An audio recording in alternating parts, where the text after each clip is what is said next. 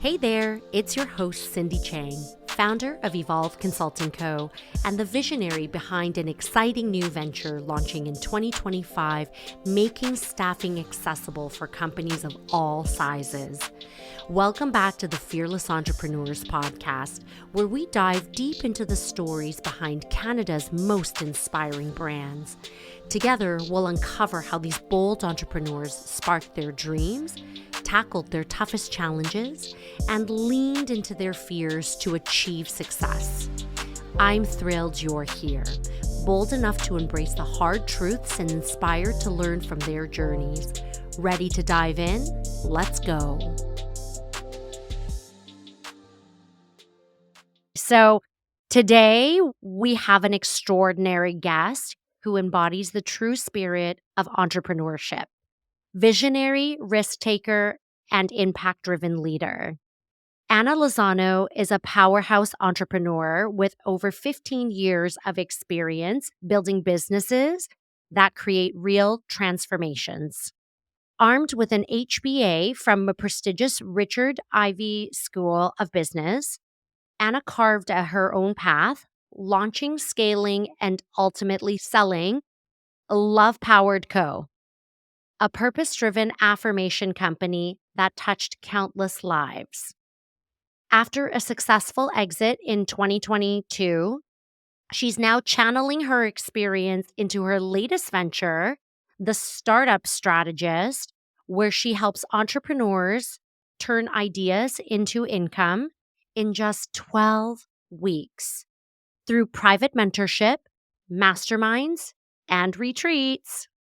With experience spanning product-based businesses, network marketing, and the coaching industry, Anna understands what it takes to grow, build, and scale with purpose. And when she's not guiding entrepreneurs to their next level, you'll find her embracing adventure, traveling around the world with her two spirited daughters, soaking up nature, and even taking on exhilarating challenge of cold plunges. Why? Today, we dive into her journey, her mindset for success, and her powerful formula for quantum leaps in business and life. So get ready for a conversation packed with wisdom, strategy, and inspiration. Welcome, Anna, to the show. Oh my gosh, are you talking about me? That sounded That's so you, good. girl. I am receiving. I'm like, whoa, that girl sounds good. Say, who is that badass, right? That's you. Woo, we need to take a moment sometimes just to applaud ourselves. I don't think we do it often enough. And you know what? This is my favorite part of the segment is when I get to read back your achievements. And after hearing that, like, how does it make you feel? Oh, seriously. And I'm diving into this work right now. Like this next level, this next identity self that I'm stepping into is Mm-hmm. really about fiercely loving myself. And this is so good. I was having such a beautiful conversation with a friend during a mastermind retreat here in Tulum. And she asked me a Mm-hmm. question and she didn't realize that like how impactful it was going to be. And she said, Anna, do you love yourself as fiercely as you love your daughters? And I took a deep breath and I'm like, huh, what a phenomenal question. And so I've What a been, question. what a question. So I've been really sitting with that and just like placing like hand on heart. And I have this beautiful picture I'm going to show you. This is me when I was 10 years Show old. me. And so now that I have this visual, and obviously I have the visual of my two beautiful daughters, like I'm able to tune into the energy of how much I love them, right? Like we hold that as mothers. I love them Yeah. so fiercely, unconditionally, and I can tune into the energy of that really easily. And then I take the picture, like I focus my visualization on me as a 10-year-old girl and just tuning into loving her so fiercely like never before, because I've never done that before. We're really hard on Yeah. ourselves and we have goals to achieve and benchmarks to reach. And it's like, when do we stop to really think about like how proud are we of ourselves and give Yeah. ourselves the grace and the love that we give to everyone else? And so this is really something that I've been diving into recently and it's potent.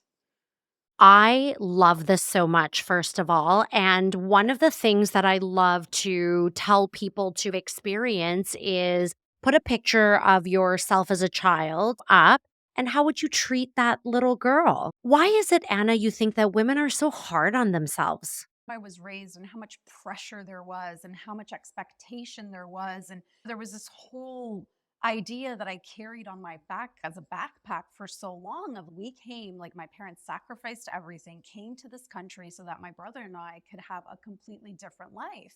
And so I needed to prove to them that they made a good decision. And so that came with hard work from a very young age and really being in that masculine energy of in order to reach success, you do need to overwork, you need to hustle, you need to show up like a man in order Mhm. to be at the table with them. And so that's what I did in my early career until it stopped working. But that's another side of that conversation. But this is really like societal programming of this is the way you need to operate in order to be Yes. successful. And for those of us who choose to be successful, we have to show up and be that way.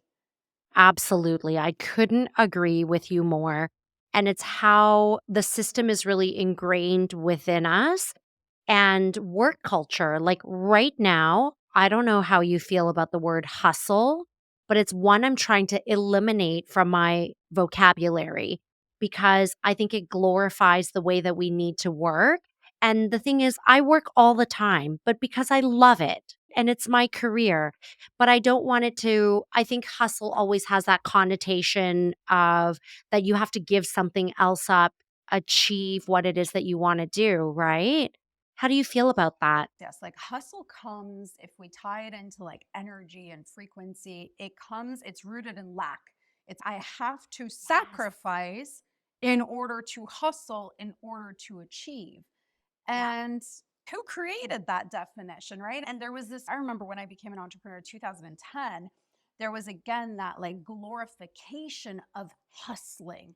And I even Yes. had a brand called the Nap Time Hustle, again, priding myself that when my babies nap, I'm hustling, right? So Mhm. fully guilty of being so entangled in that until I really said, no more. What is the point of achieving this quote unquote success when it doesn't feel good and it costs me so much on the other side? Absolutely, and that's why I love the question that your friend aasked. Yeah, Yeah. she said, do you love yourself as fiercely as you love your daughters? And I was like, whew, it Ooh. still gives me that, woof, I don't know. My first response was like, I don't know. It's a tough one. And so now I've been consciously and actively sitting in moments of silence throughout the day, at least once Yeah. a day, I'm committed to it and just like loving on this me so fiercely. I love that. I love that. So let's rewind in your journey a bit, Anna, and really take it back to where you were in your corporate career and what made you start as an entrepreneur in 2010. I did the things. I went to Ivy Business School. I got early acceptance and I got there and I was like, okay, so we're either choosing marketing, investment banking, or consulting. That was the business school path. Mhm. And I decided to go into marketing. And Okay. I got to a CPG firm, like top 500, downtown Toronto, had the cubicle, and I was like, I'm here. I arrived. Let's do this. And honestly, I didn't last long. And it was really like, I again, like pat on the back if we're being like all lovey on ourselves and really being authentic because I had to Mhm. market products. And this was my like my first aha. I had to market products that I personally would never consume. And so I Mm. started questioning like, how am I going to do this? Like, how do I market this in order to sell it, in order for people to consume it when I wouldn't touch it? You don't even use it. And Yeah. I would never. And so that was my first like inconsistency of, oof, this doesn't align, even though I didn't have that language at the time. I'm Yeah. like, this just doesn't feel good. It doesn't feel right. And I lasted a couple of years and then I really surrendered. I was like, what is my passion and purpose in this lifetime? Now, get this. So, network marketing, the pyramid scheme, as they used to call it in 2010, came knocking on my door. Mhm. But because I was so programmed to be corporate, to think like a Mhm. corporate professional. I didn't know the industry existed. I didn't know what the industry was all about. For me, what I was fascinated with is okay, now I get to market a product that I will consume and Mm. passionately share that with others while building my own side hustle. I was like, this Yeah. is freaking brilliant. Everyone should be doing this.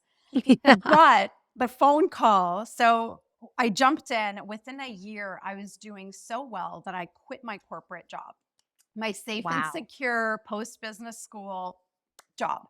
So I called Yeah. my dad, immigrant dad, who spent tens of thousands of dollars on business school. Said, I'm like, Dad, I joined a pyramid scheme. Oh my gosh.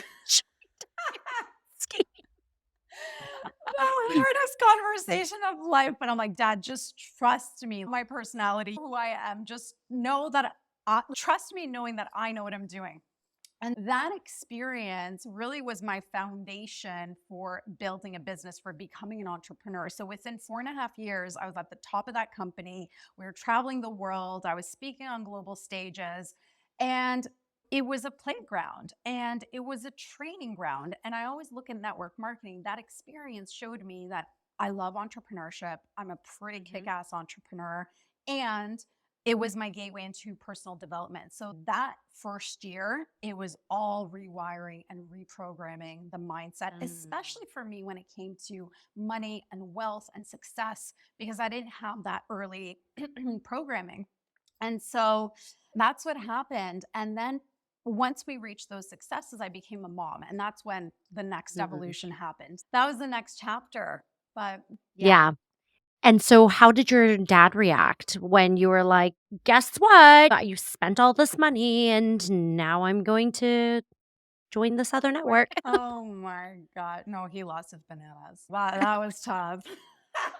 Like my dad's like a traditional, like Polish, Eastern European man. Yeah. And I was so scared. Oh my, but here's the thing, I proved myself. Yeah. I believed in myself and I knew that I was able to do this and build this. And so Mhm. then 4 years later, he was so proud. Like he was my first cheerleader after he calmed himself down around the news. After the sticker shock at the beginning. And so let's take that contrast between when you were working for a large CPG company and was the product that you were selling, you didn't believe in it because it wasn't something that you consumed or it conflicted with your core and your values? It really was from a health standpoint. Like I've always Okay. been a health oriented, healthy mindset. And I just felt horrible. Like I didn't want people to eat this stuff. It was a product, it was consumable. And so this is where, interestingly enough, the network marketing company I joined was a consumable, it was a vitamin product. And so it actually Mhm. was like perfect alignment in what I wanted to represent. And so really looking at the Yeah. core values. And I think this language like alignment and core values, like I didn't know at the time, but it was really following this feeling that was within and just Yeah. trusting that things would work out rather than resisting it. I think that's such a good point, and I think looking into my 20s just a few years ago, it's true, like, you go through experiences and you don't fight it because you're like, "I don't know if I should have a voice in this. It doesn't align with me, but what does that mean?" And it's messages that we need to impart onto our daughters and, like, the younger generation coming up is that if it doesn't feel right, say something or don't do it. But it's hard for them. I can see why it would be hard for them because they've just started out in their career and they have very little say because they don't have any experience. What I think is phenomenal today and age is there's just so many options. You know, there's Mhm. so many more options. Like my 20s was 20 years ago. Like it's crazy that I'm even saying that. Yeah. Yeah. But there was less options. There was network marketing, and that was maybe early onset blogging, and there wasn't that much that you could maybe explore outside of Yeah. your career. Like Instagram maybe just started. And so we were in a completely different era where right now I feel like the 20-year-olds, gosh, there's so much out there, especially with I AI know. growing and the possibilities. And so I'm seeing these 20-year-olds leap in and become millionaires within a very short period of time because they just go for it. Like they really trust themselves. And It's really cool to witness where we are today. Absolutely. And I always tell them I'm in the staffing industry. And I always work with clients and I tell them, because they're always like, oh, the 20-year-olds, they don't want to work. They're lazy. They don't really want to put their time in. But I do think that's the generation that's really going to help us push out of that hustle culture. You were in this company for 4.5 years working in network marketing, and then you started Love Powered Co. So, how did that come about? So the cool thing with the network marketing thing is it continued paying for another decade, right? That's the brilliance of the A industry. decade? You Got it. build the residuals strategically, and it is if it's a well-oiled machine, it keeps on giving. I stopped actively building about year 5. Okay. And motherhood, I had already, my oldest is turning 9 tomorrow, which is insane. This is when it all came together. The next step, next evolution is I had been immersed in personal development. I really dove in on mindset, and when my daughter was born, affirmations were a huge part of my daily life. And I aligned with my business partner who had an incredible transformation story with affirmations and healing anxiety. And we looked at each other and we said, what if we created something for this next generation, our children? So Maya was about 9 months old and now she's turning 9. That was when it started, Wow. yeah, coming together. And we decided to create this company that was going to be the foundation, like foundational products to raise our kids on affirmations, on mindfulness, on gratitude. And so, Mhm. 9 months later from the idea, we birthed the company. And it was a phenomenal journey. And now owning a product based business, completely different than being the marketing engine for a company. We had inventory and we had a fulfillment center, and it was a well-oiled machine. I would say the first big glitch was the pandemic, which Yeah. most small businesses were really impacted by. And post pandemic, we launched the incredible collaboration with Jillian Harris. We created a journal with her, which brought in a lot of brand awareness. And that was about year 5. And we had the conversation like, if we choose to have an exit, if we choose to sell, you do it on the high. And so we got to work. The potential buyers that were coming through just weren't aligned. We Mhm. really wanted someone who is so passionate about this work and the foundational products for children. And so came through a buyer, the company's still running, and products are Amazing. still at Indigo. Another phenomenal growth experience for sure. We've skipped a couple of pebbles here, but that's an amazing, like, trajectory that you had this idea, and your target audience was kids or was it parents? So this was very strategic. So our goal Mhm. at the time actually was really influencer booming, blogger mom industry booming. And so we wanted this product to be beautiful, luxurious, approachable to those moms as a gateway into mindfulness, as a gateway into Mhm. affirmation. So we knew if they saw a beautiful product, the meaning behind it, the meaningfulness of it was on the Mhm. inside. So we just knew we had to make it so that they would open it, they would start using it, and then bring these concepts into their household for their children. So we launched with the kids product because you create a Yeah. beautiful product. That was our target Kids want audience. it. The moms want it for their kids. The kids start using it, and we saw the snowball effect. So it was a good strategy for launch for sure. That is very smart.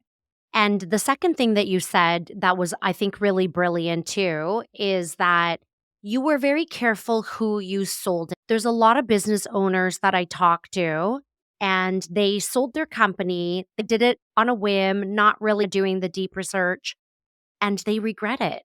They regret it because the business doesn't exist anymore. The people who took it over just took it in a different direction, changes the core values, changes the soul of the company. But I'm on the website now. It still looks like it's full of love and it still feels like very bespoke. Yes, and it's changed a bit, but the essence and like you said, the soul, the love remains the same. And I can say Yeah, that is the one thing that I'm so grateful for beyond everything else is that it gets to live on with the intention that we created it on. How difficult was it to shift into a product-based business? Yeah. I was thinking back the other day, like we had a phenomenal program through BDC that we Mhm. got to mentor with a financial analyst to really, especially when you're looking at selling, like the books need to be pristine.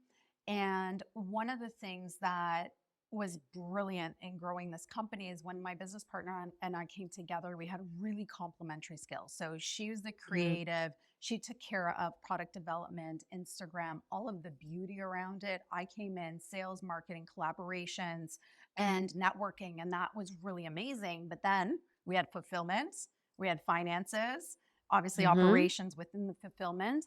And so those were all new skills that we got to learn. And even right now, like I remind founders, enjoy the process. Like you're Yeah. building skill sets that if you were not an entrepreneur, you would never, like you could never learn this from a case study, from a book. Like this is real life experience. And then when you decided to sell the company, what was your choice in deciding to exit it or stay within the company? You chose to exit, right? Yeah, we chose to exit.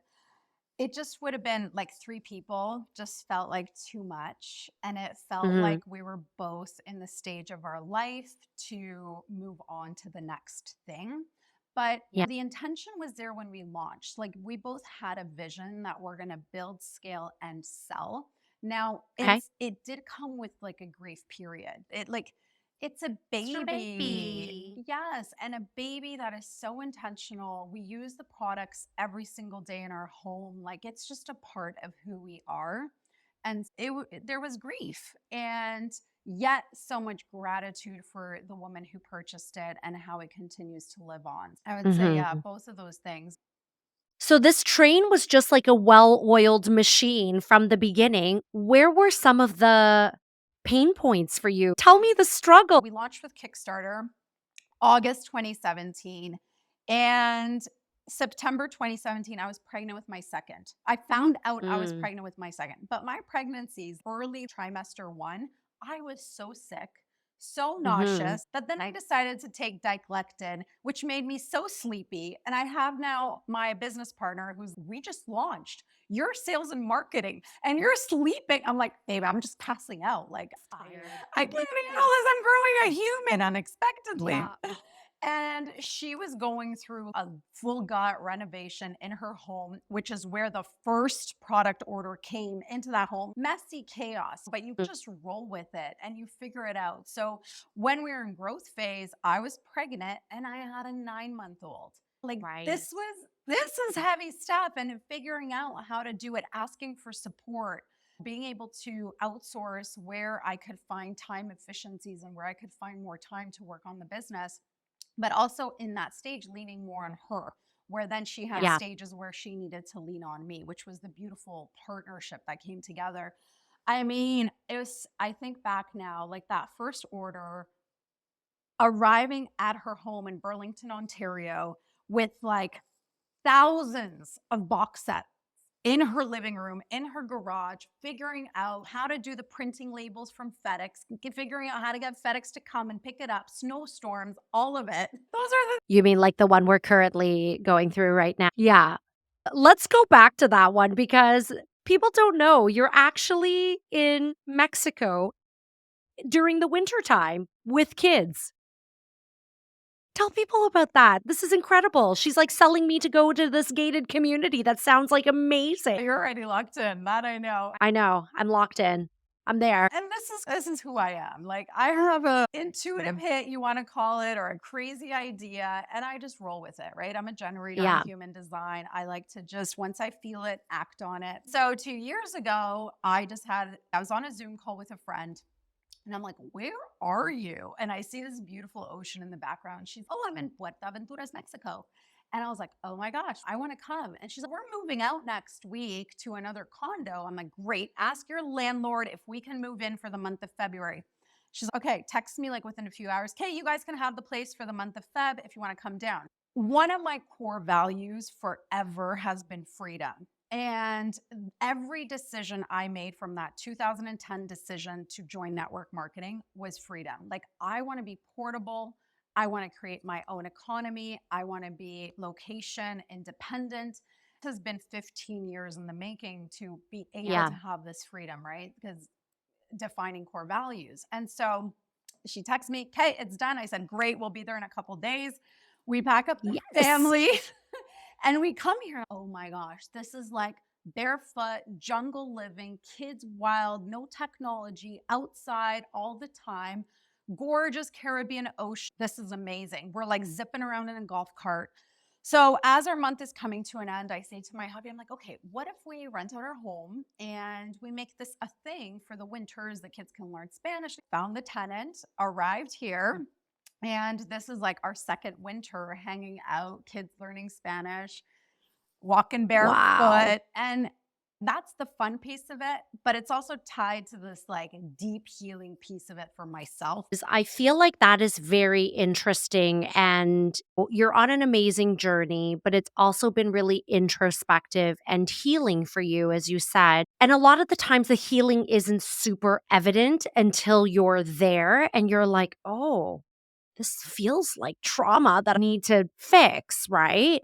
And we talked about this prior in the podcast, where as very driven, like A type personality women, we sometimes just need the time to like tap into our intuition and be free and be light. So tell us what that healing journey has been for you. Mexico holds this energy of flow. It's slower paced. It holds like a very, I would describe it as a feminine energy. Like it's flowing, it's ocean, it's nature, it's light.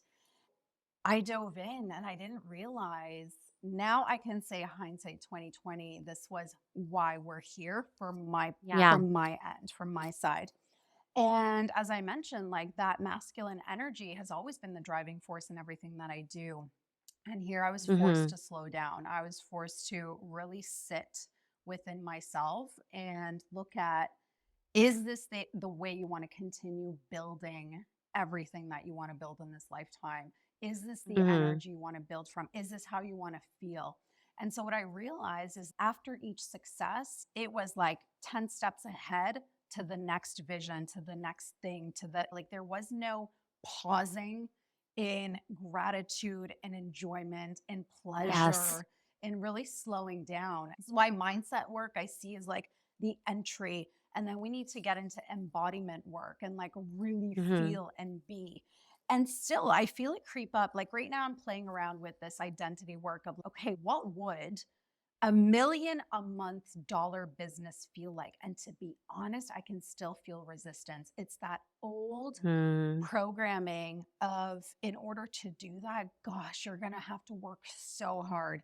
And so Yeah. it's tuning into that and really working on my nervous system and recalibrating it to be able to hold it. And so that looks like Yeah. breath work, it looks like visualization, it looks like moving stagnant energy out of the body, but doing it daily so that this becomes the new embodiment. Who do I need to be in order to move towards that? And then, so for me, I realized too, like focusing on the dollar amount does nothing for me, but Yeah. connecting that dollar amount to impact, to generosity, to all the beautiful things I get to invest in and build and grow. Like that generates the emotion, and you need the emotion in order to manifest. And I think that's so interesting, right, Anna? Because as people who are embedded in a very go culture, the best times as an entrepreneur where new ideas or moving through like tension points in your business is in times of rest, right? If you keep beating your head against that brick wall, it you don't get anywhere, No, but how right? often do we, as those type A high performance, elite driven women, do we pause? And this is where that Never. never. This is why I was placed in Mexico to do this work. And that's only hindsight 2020 today. Because there's Yeah. no way I would have been able to do this in Toronto or in Kelowna because I was in that Oh. cycle. And so I'm not saying to everybody you need to move to Mexico in order to rebalance your energies. However, start to play It's a around with pretty it. good idea. Hey, if it's possible, go for it. But get ready for a wild ride. That is for women like us. And How much of it was like facing trauma, healing, and like doing the heavy work because like this dancing on the beach, meditation, connecting with yourself, it looks good on paper, but it's actually really hard work. What did I do that was outsourced in a sense of working with healers? I did an amazing quantum hypnotherapy meditation, which is based on the philosophy of Dolores Cannon. And that was like a specific tool that I did. I'm trying to think of what else. I've worked with shaman. I haven't done any plant medicine. I just haven't been called to it here. But there's a lot of that available here. But to be honest, it's all been just me deciding, like, I am doing this Yeah. and I'm committing to it. Like, I am so obsessed with it now because I know this work is the most important work we'll ever do. And if there is a next level, a next chapter, a next story, this is the foundation of it. Let's say now I'm at the 1 million a month. Do I want to fully enjoy it and do it from this space of fulfillment, generosity, knowing that it's not going to run out? It's not a feast or famine cycle, but it's just here and it's here and it's enjoyable and pleasurable. And it's because I'm worthy just because I am.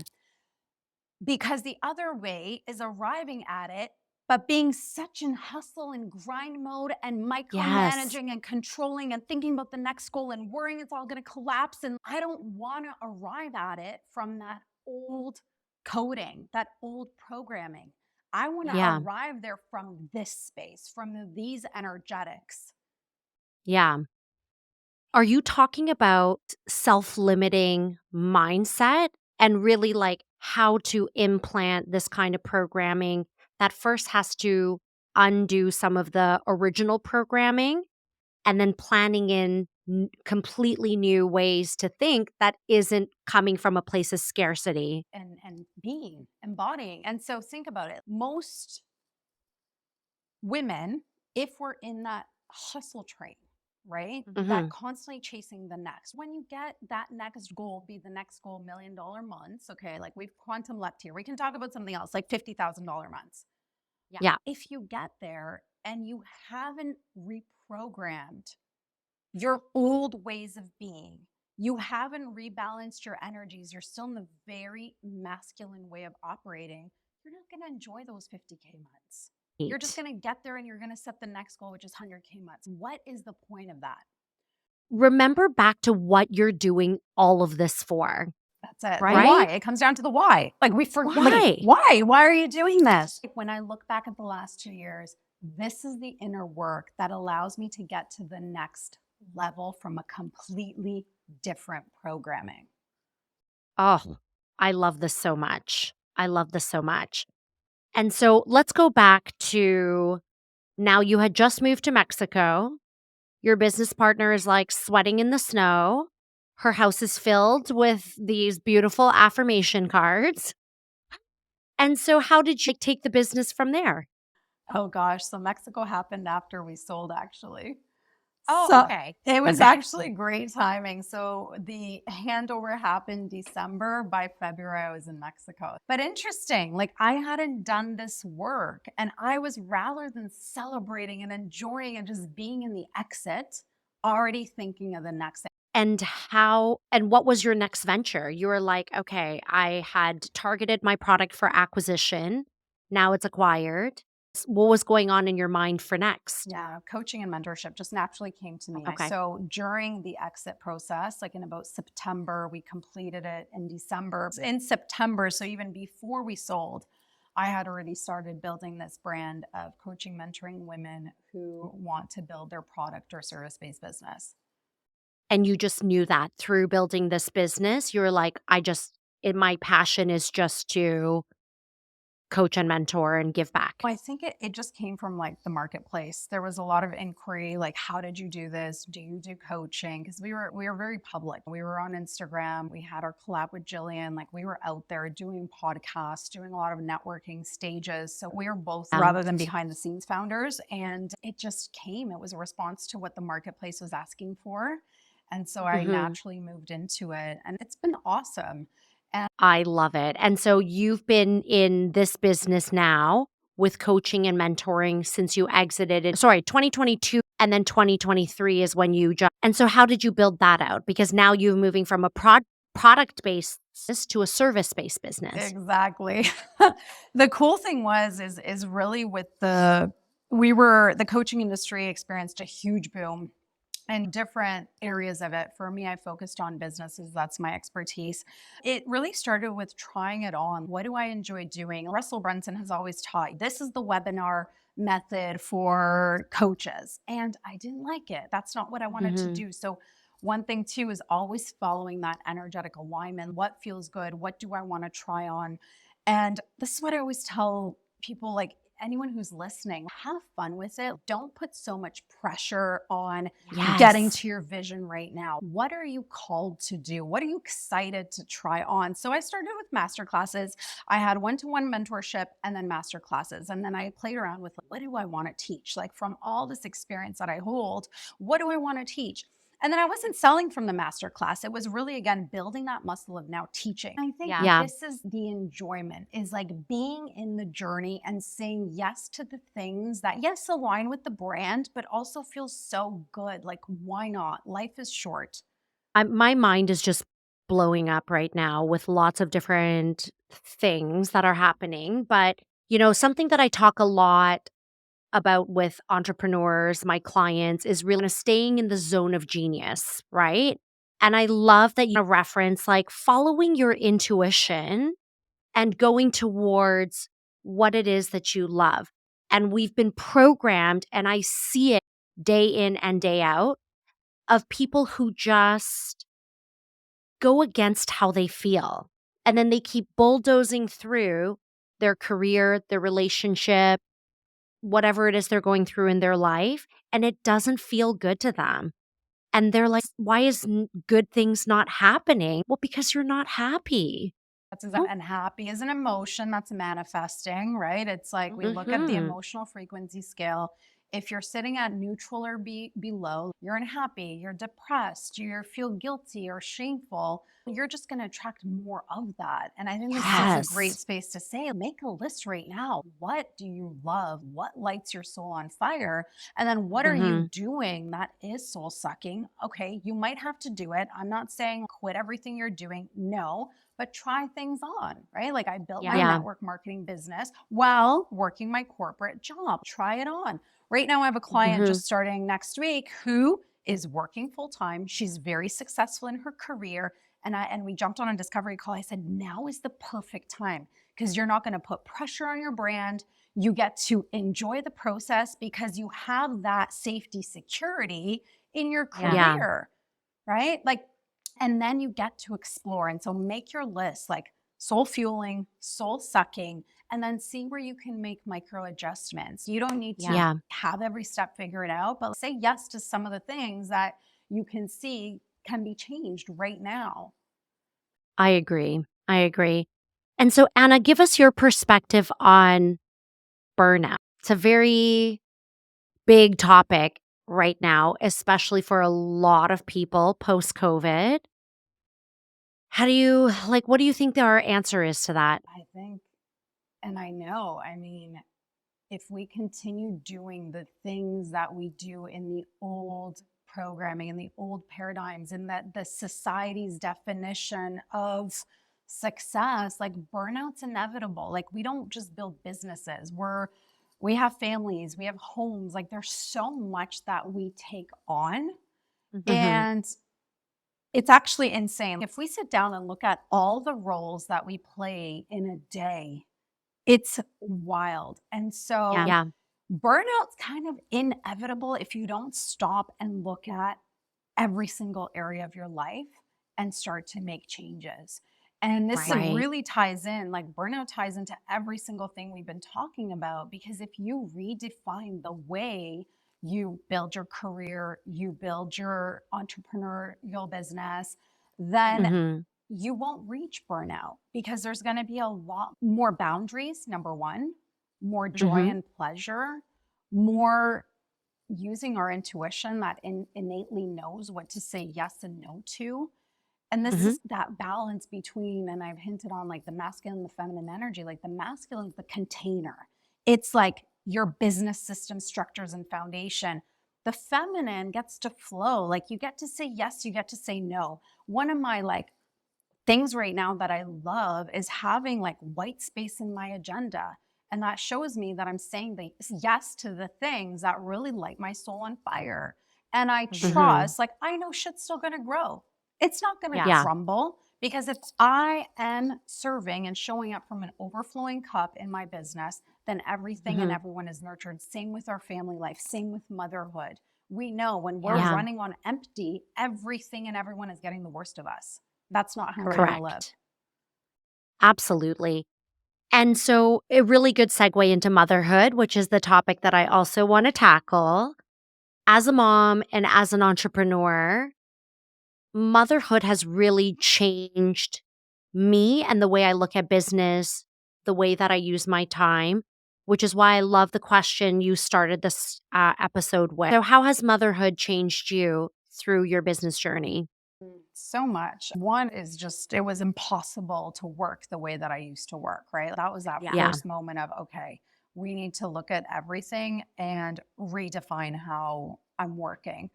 And the intention has always been to consciously parent. And that's not saying like I'm perfect because I'm far from it, but it's like that intention has always been there. And so every decision Hmm. I've made, everything I've taken on, every project, every yes, is it supporting the whole? Because my most important role in this lifetime is that I'm a mother and that's what I chose, and their souls chose me. And so I want to be the best role model for them, being that first female role model in their life. And one is raising them with these practices like self love and confidence and mindfulness and affirmations.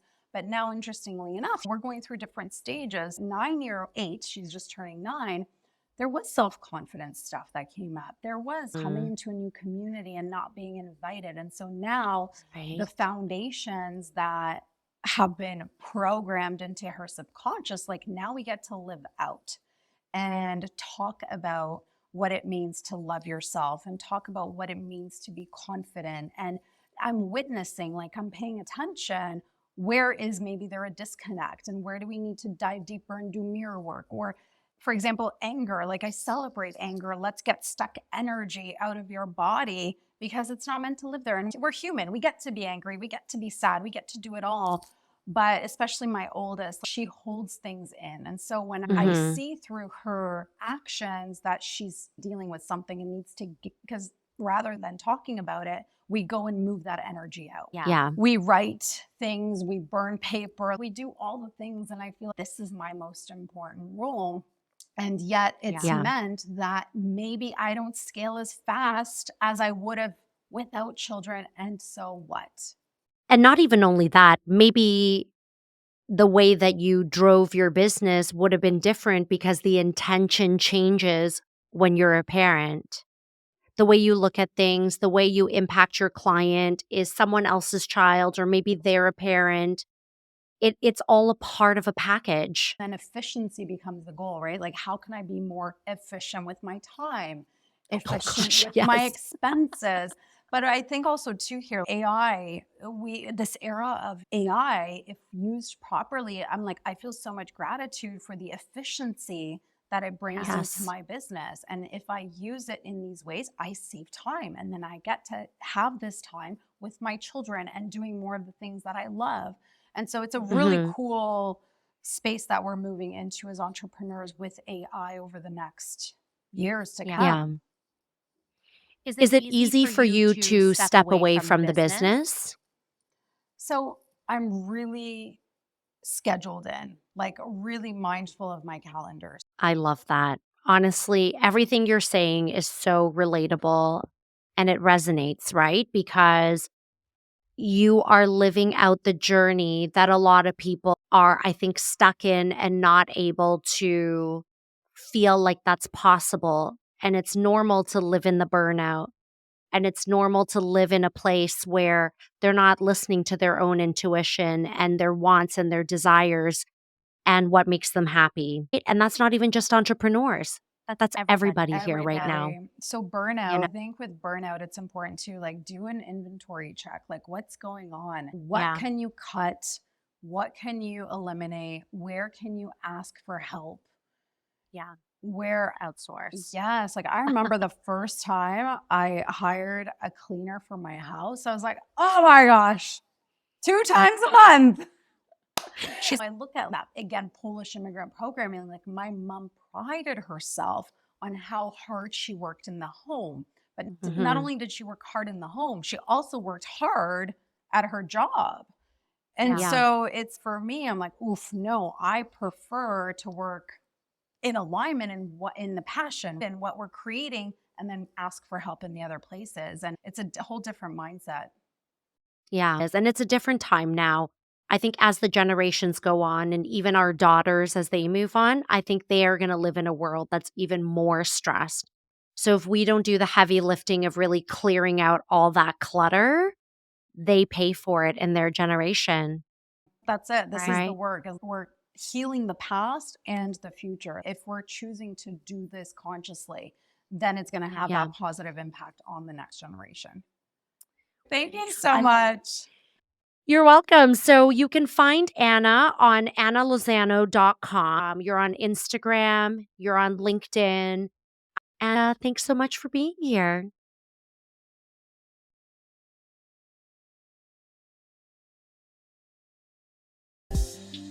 I'm so glad you joined us today for the Fearless Entrepreneurs podcast. If this episode resonated with you, share it with a friend or someone who could use a little inspiration. You can always reach me, your host, Cindy Chang, directly on Instagram or Spotify DM. I love hearing from you. Don't forget to hit subscribe and leave a review. It truly means the world to me. Until next time, stay fearless.